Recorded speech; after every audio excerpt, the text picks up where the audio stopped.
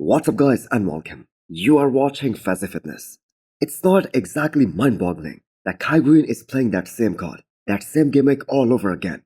Well, the thing is he has been able to stay very relevant with this fake comeback story for year after year. So what's even more unbelievable is that there are still some people out there, a percentage of bodybuilding fans, who are still believing this comeback story. Have people forgotten that Greene was caught lying about posting a video, making it look like that it was a recent one, and he was prepping for the Arnold Classic just a few years back, and it was basically a gap in his teeth that exposed that whole story and proved that it was actually an old one. So I do not even understand what's the point of pulling this type of stunt, because if you look over the comment section, 99% of the people, they are calling him out, and it's doing nothing but tarnishing his legacy even more. We have seen Greene fans turn into non-believers over the years. And I have got to say rightfully so.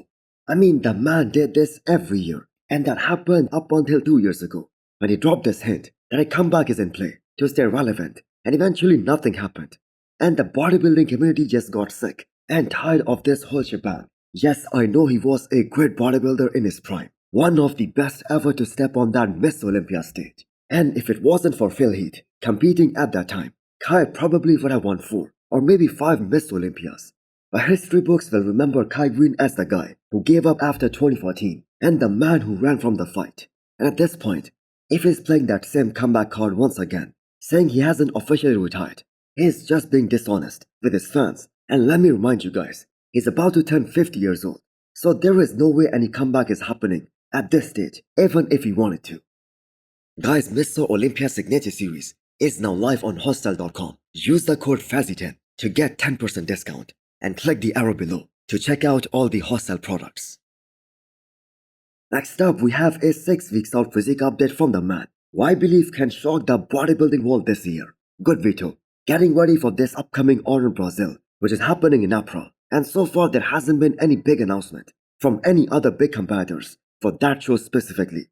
And even if they do show up, they are going to be going up against a bigger and a better version of GoodVito. I mean, look at those hamstrings which are already getting ripped to shreds. And we can all see how the quads are getting all feathered up. With 6 more weeks to go, his proportions were off the charts even last year when he made his IFBB Pro debut. And do not be surprised if GoodVito comes in 5 to 10 pounds heavier this year with that same or maybe even better condition. Now this can be one of the most impressive transformation from 2024 to this year, because after placing second at Detroit Pro behind Martin Fitzwater, instead of continuing to compete to get his Olympia qualification for last year, GoodVito decided to take the full year off, and this comeback is finally happening after almost 1 whole year. And we have to keep in mind, regardless of the results of this upcoming Arnold, GoodVito has already announced that he's going to be competing in Pittsburgh as well as at the New York Pro, which are happening a few weeks after Arnold Brazil. And if Vito's arm density and chest density, they are up, especially from the side, which was lacking last year. If his back density is a bit improved, he's gonna take out some big names this year, and I cannot wait to see him back on the stage. Guys, Gorilla Wear is offering a massive discount of up to 70% right now. Use the code FAZI10 to get 10% extra discount. Is Logan Franklin gonna steal the title of the most shredded man in classic physique division from Michael the Bull in a week's time? Because there is no other way of saying this, that his conditioning from the back looks so damn unreal, and a man is ripped to shreds. And considering the fact that this is him flat and depleted, that makes it way more impressive. So him and his coach Patrick Tour, they are trying to find that perfect look as the Olympia 2024, which was their first show together. That was a miss. Now this might be a blunt statement, but if we talk about pure classic lines, Logan Franklin has the most classic looking physique in this upcoming Arnold lineup, especially in the first call out. And I'm sure he's gonna get a fair look from the judges this time around, because we only have like 12 competitors. The waist has never looked this streamlined, even in that front lat spread, and everything is just super separated. The tricep is absolutely shredded, and at this point, it is all about peaking him for the stage, which frankly Logan has been unable to do in the last few years. The other perspective, which is 100% true, is that all these guys, they look so great standing alone. And I can only imagine how a guy like Mike Sommerfeld, he's gonna expose so many of these guys with his insane density and his unreal muscularity. just like the way the late George Peterson used to do when he was competing in classic physique division. Nathan D'Asha checking in at 298 pounds, continuing with his big push until he starts his prep for this year's Dubai Pro. So considering that Nathan hasn't been a fan of those super clean off-season bulks, this right here looks very impressive as Nathan is close to 300 pounds, but at the same time, the man is looking pretty lean. I think Stefan changed Nathan's mindset a lot when it comes to that off-season, and some of the best looks of Nathan that were witnessed with Stefan last year. Now I personally think his early pro look back in 2023 when he smashed the whole lineup and there were guys like Regan Grimes in there, that was the best possible combination of fullness as well as conditioning. Now last year against Behrouz Tabani, Nathan was absolutely full as a house and in a superb condition, but the thing is he was looking too full in the midsection as well. Now Nathan has some of the best chest and delts in the game. He loses ground when he turns around, as the hamstrings have always been his biggest weakness, but they also have been looking promising in all the updates that Nathan has posted in these past few weeks. So how serious is Nathan about this upcoming Dubai Pro? Well, he took this tour to O2 Gyms Kuwait a lot earlier than usual and with $140,000 on the line. The man is gonna do everything in his power to win that show. Now I believe he was third last year behind Behrouz Tabani and William Bonac. Now it will definitely be a much deeper lineup for Dubai Pro this time around.